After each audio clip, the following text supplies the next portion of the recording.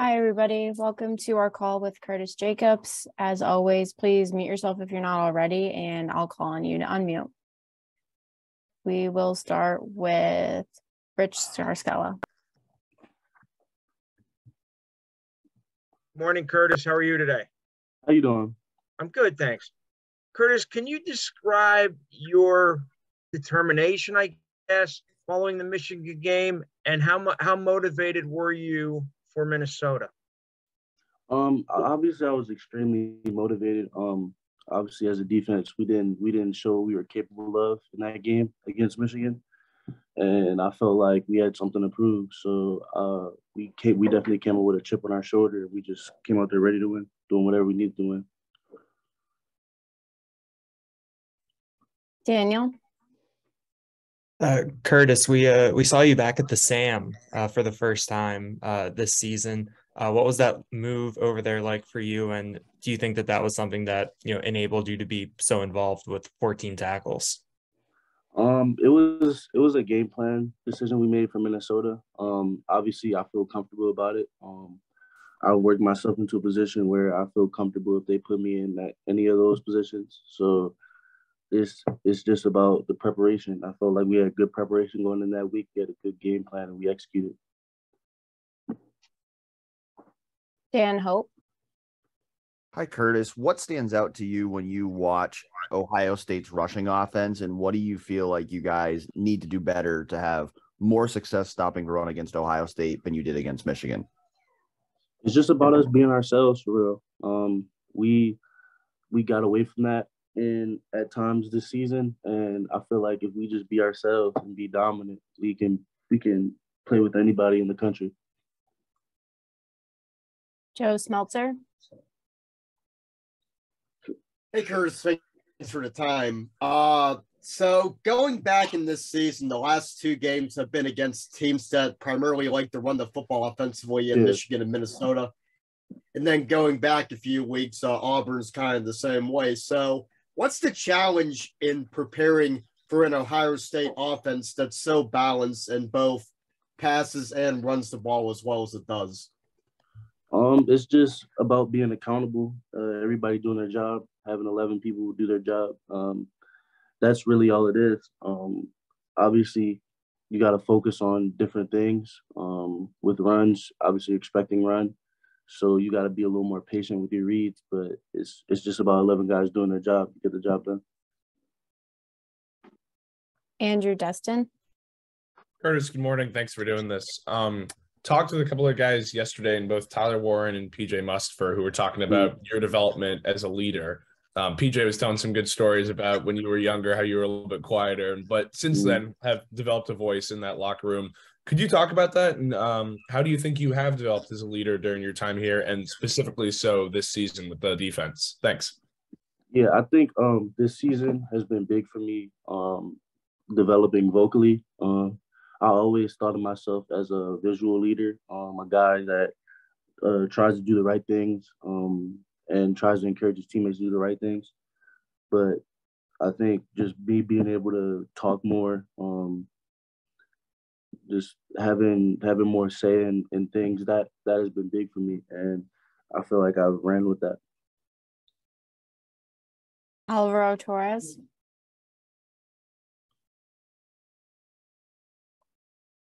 You're muted.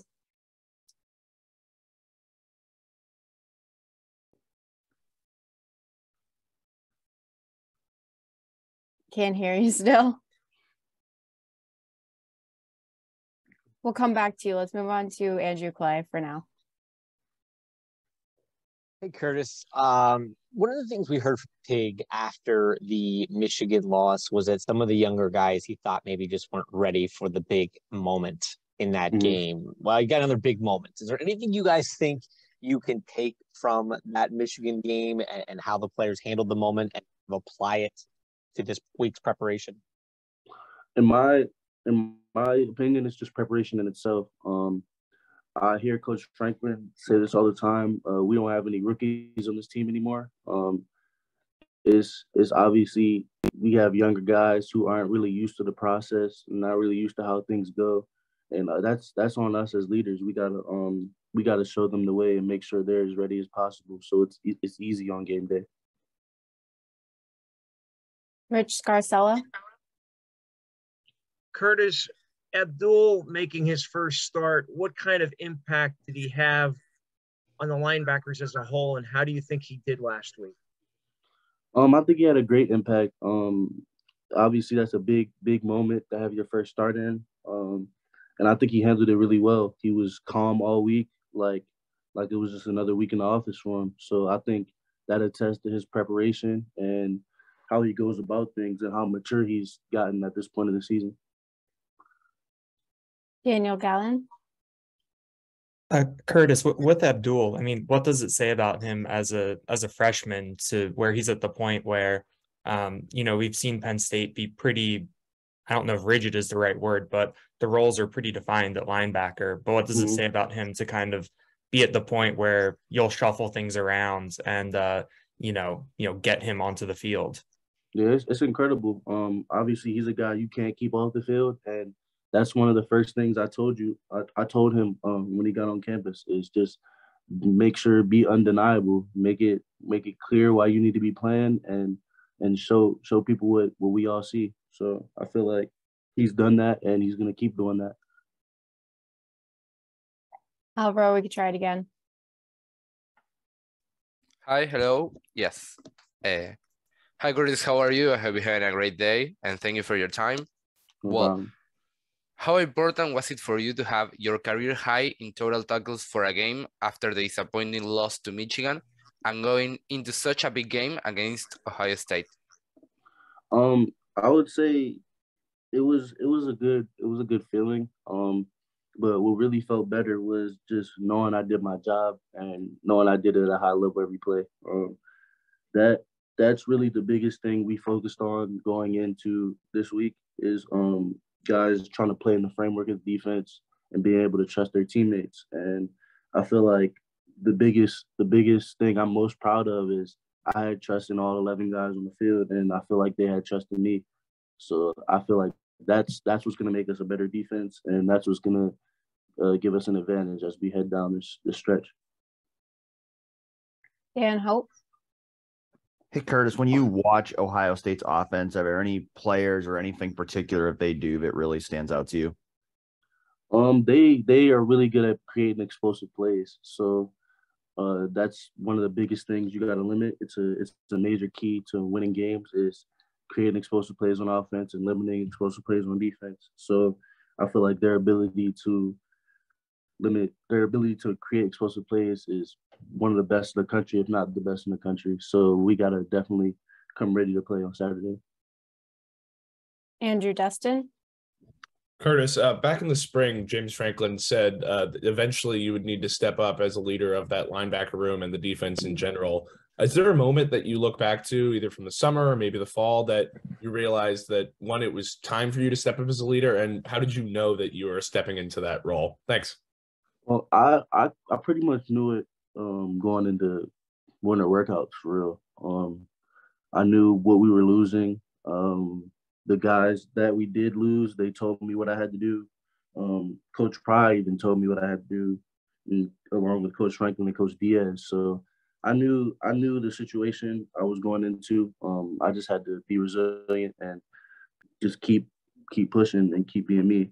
I feel like that just helped. And then just obviously it came with the being able to speak up more and being able to help my teammates as much as I can. Rich Scarcella. Curtis, before I ask you the question, what's the name of your dog and when did you get him? I actually got him Saturday night. My parents brought him up. I haven't came up with a name yet. I'm working on it. I'm thinking about Lil Z or Za. What kind of dog is she? She a pit bull. She's a little crybaby right now. She was whining when I had her on the ground. So. Okay. Hey, what do you see on film from CJ Stroud? I'm sorry, what was that? That's okay. What do you see on film, on tape from CJ Stroud? I think he's a really good poised quarterback. The best quarterback we played all season. I feel like you have to match up routes against him. He's definitely you leave space with these receivers with their skill. He's gonna get it there, and it's gonna be a completion. So we gotta be sturdy, how we've been all year. Get hands on balls, create turnovers, and make plays. Joe Smeltzer. Curtis, so when we talked to you leading up to the Auburn game, you mentioned that you like to pick Jack Ham's brain every chance you get. When you and Jack get to talk, what do you pick his brain about, and how do those conversations usually go? Well, it's normally like we talk about who we're playing that week, stuff they like to do. Really, that's more of like a short conversation because I only really get to see him a couple of days, like probably once a week when we have our little Thursday walkthrough. I've been loving having Coach Connor on the staff because he probably has become one of the hardest workers in that office. He puts together a little packet for me to just go through and get my mind right, get everything I need to just like all the cheat sheet stuff. You feel me? Get everything I need about the defense and our game plan for that week. So I feel like those two guys have been really big for me coming into the season, and I've been loving the advice that they gave me. Got time for two more. We'll start with Daniel Gailton. Curtis, what has PJ meant to the team both on the field and off the field after not having him for most of last year? I feel like PJ has been the heart of our team for everything really runs through him. He's the guy on the defense that when he's talking, you listen, and really as a whole team, when he's talking, you listen. He's been here as long as anybody. He knows the process. He knows how to win, and he comes into every day with the process. So I feel like that's just been an incredible motivation, especially for the young guys, seeing it and seeing the success it can bring you. Last question, Andrew Play. So I want to go back to what you were just talking about with Dan Connor. How important is it, or how important has it been to the players' development, the linebacking room's development, that you do have guys like Jack Ham and Dan Connor around, guys who played there, been there, done that, and have done it very well? It's always great to have guys that know the game around you, because I feel like I can talk to them about anything outside of like football. I can talk to him about life, how he's been, the decisions he's made on his path through Penn State. So I feel like that information is incredibly valuable, and we need a guy like that on the team. All right, thank you, Curtis. Thanks everybody for joining. Thank you so much. Thanks Curtis. Appreciate it.